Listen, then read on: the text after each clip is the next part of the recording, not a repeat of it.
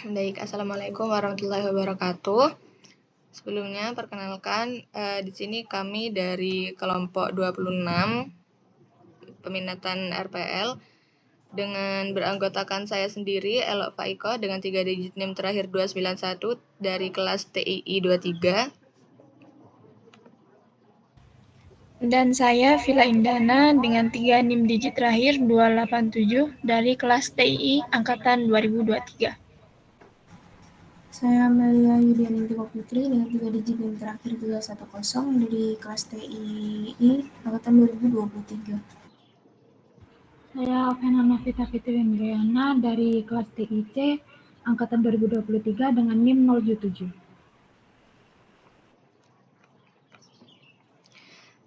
Di sini kami akan mempresentasikan proposal penelitian kami yang berjudul Pengembangan Aplikasi Mental Health Tracker untuk Mahasiswa Menggunakan Algoritma Naive Bayes. Oke, next.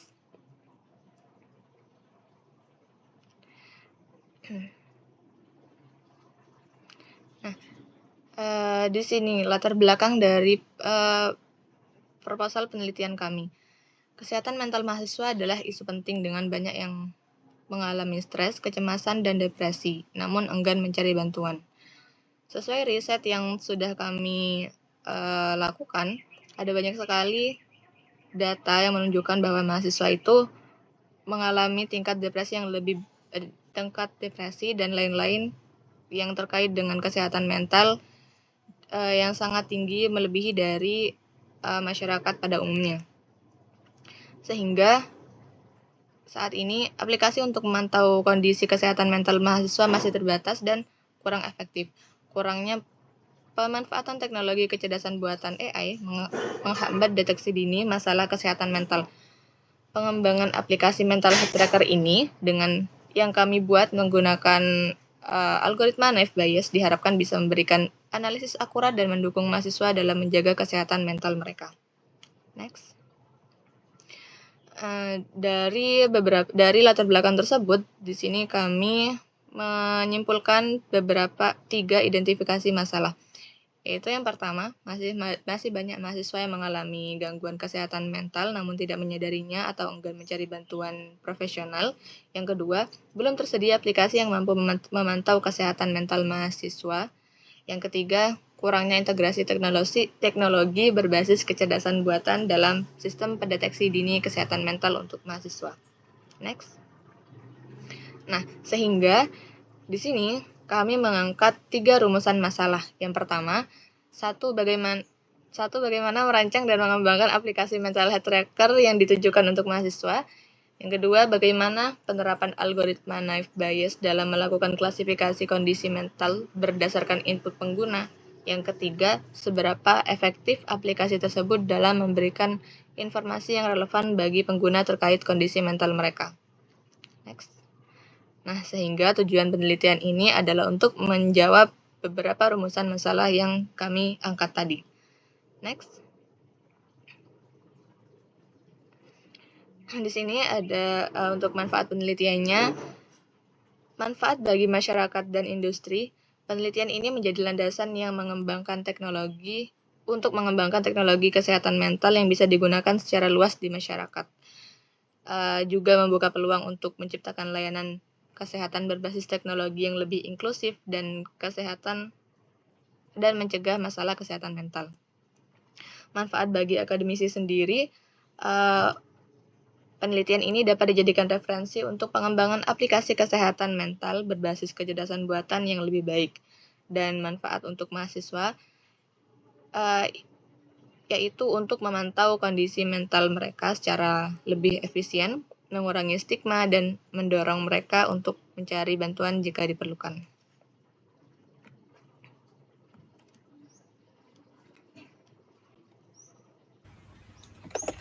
Selanjutnya yaitu tinjauan pustaka. Di sini ada pengembangan aplikasi yang mana adalah proses sistematis yang mencakup analisis kebutuhan, desain, implementasi, pengujian, dan pemeliharaan. Juga terdapat dari beberapa jurnal. Menurut Wijaya dan Rahman 2021, pengembangan yang baik harus mempertimbangkan kebutuhan pengguna dan mengikuti alur terstruktur untuk keefektifan produk. Metode Agile Development semakin populer karena fleksibilitasnya, memungkinkan tim untuk cepat merespon perubahan kebutuhan dan dapat meningkatkan kualitas serta mempercepat peluncuran aplikasi, menurut Susanto ETL 2023.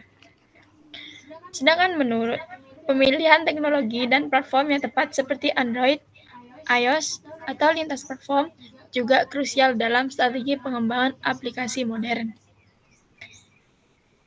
Kesehatan mental mencakup aspek emosional, psikologis, dan sosial yang mempengaruhi pemikiran dan perilaku individu.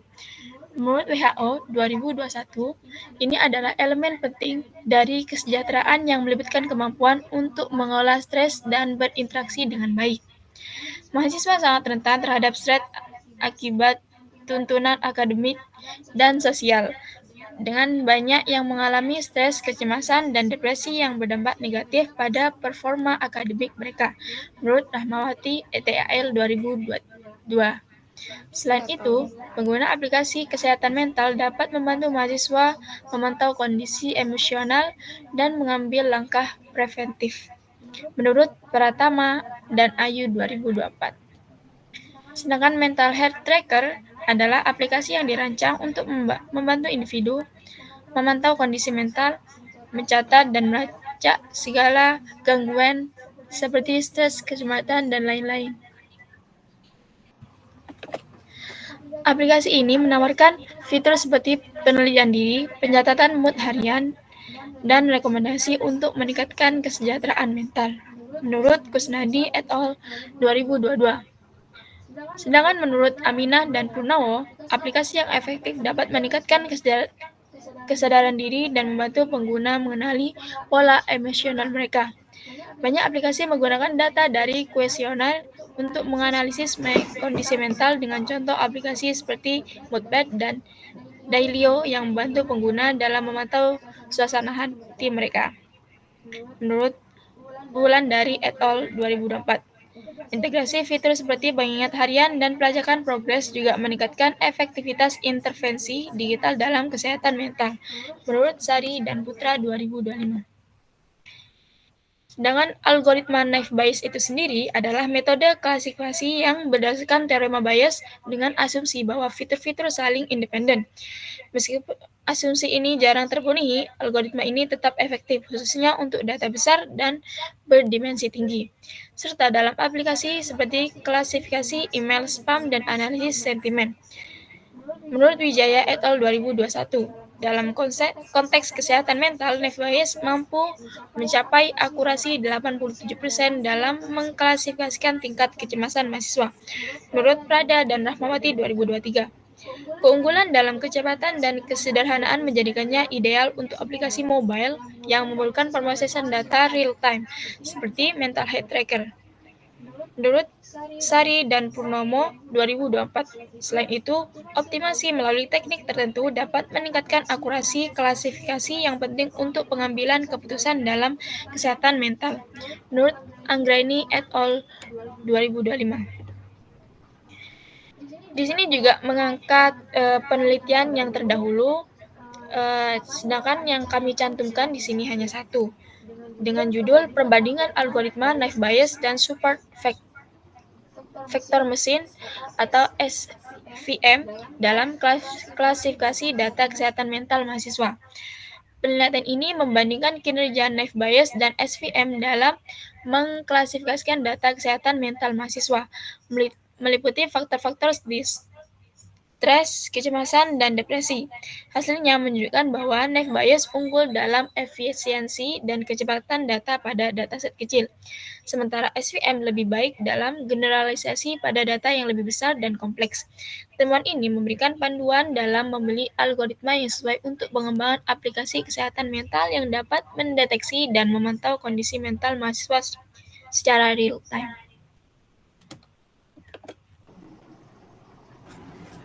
Baik, di sini terdapat metodologi penelitian.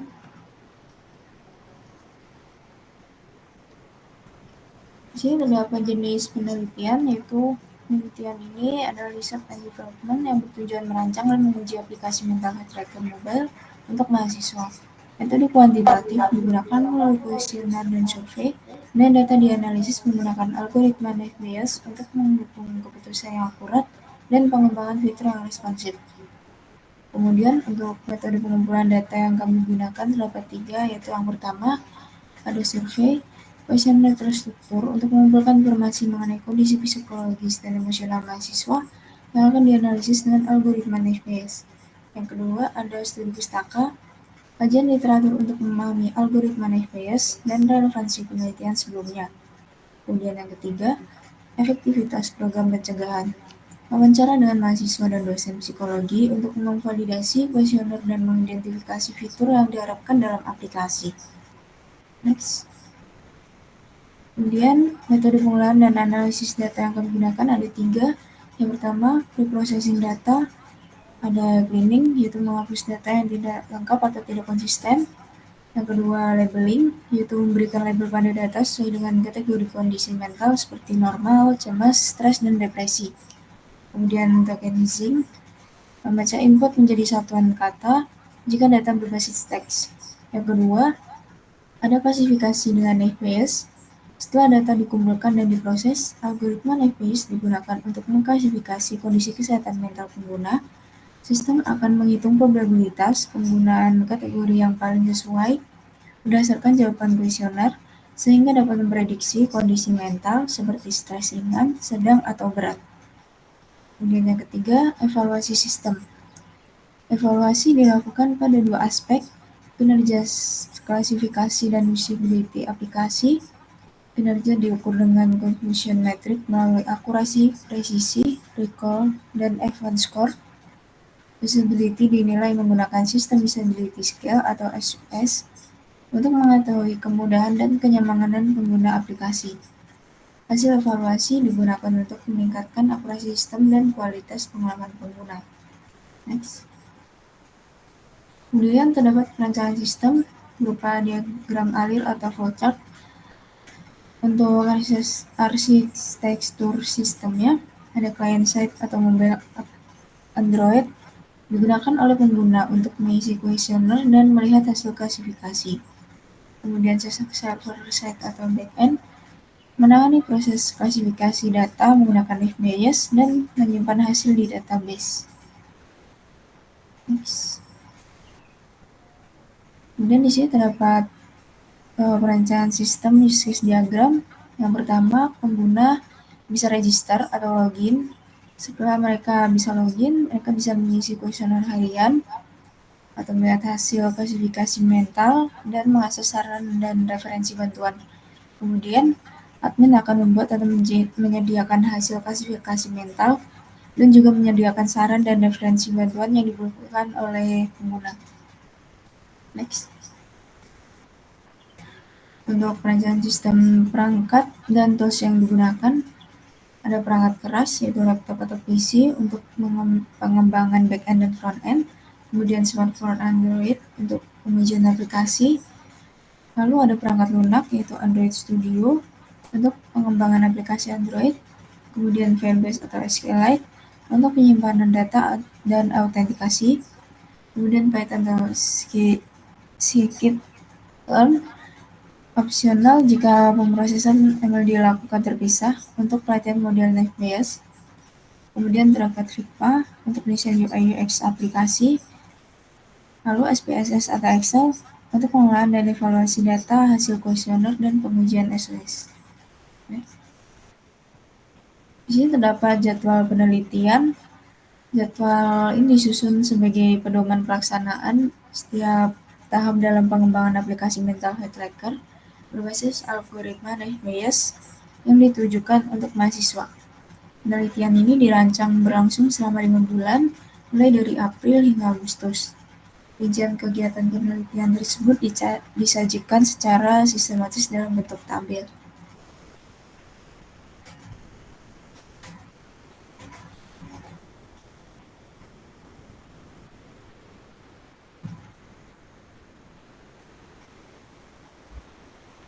Nah, oke, di sini itu terdapat jadwal penelitian di mana studi literatur dan identifikasi masalah itu kami lakukan pada April, kemudian pengumpulan data, survei, dan wawancara itu dilakukan Mei dan pertengahan Juni. Kemudian analisis kebutuhan sistem ini dilakukan akhir bulan Juni. Kemudian perancangan sistem UI UX dan arsitektur ini kami melaksanakan pada Juni dan Juli. Kemudian pengembangan aplikasi coding front-end dan back-end ini kami lakukan pada Juli dan Agustus. Kemudian pengujian sistem unit dan usability ini kami lakukan pada Agustus. Kemudian evaluasi dan revisi sistem juga kami lakukan pada Agustus. Kemudian penyusunan laporan penelitian kami lakukan pada Agustus dan September. Dan terakhir penyelesaian dan pengajuan laporan kami lakukan pada bulan September. Next.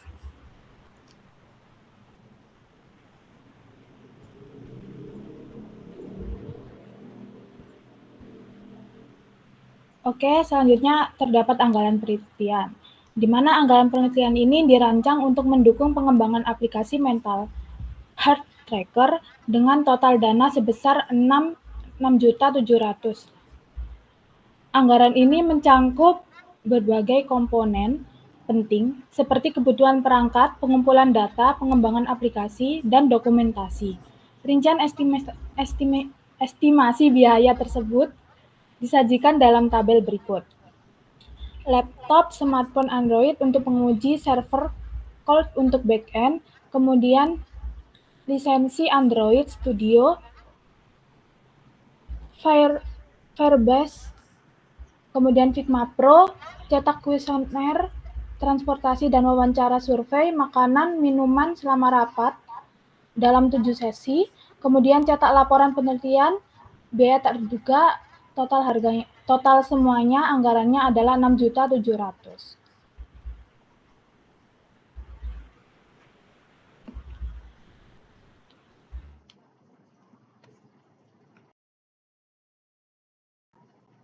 Baik,